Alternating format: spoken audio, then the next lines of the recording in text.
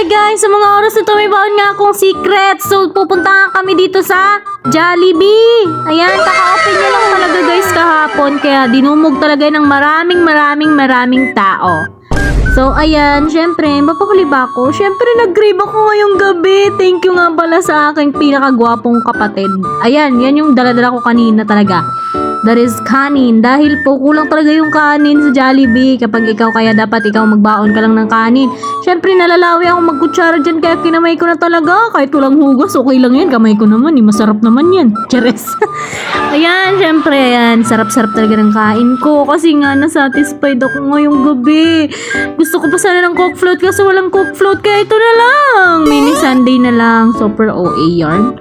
Yan, mini sundae po at syempre nga ni sa sobrang sarap ng kain namin.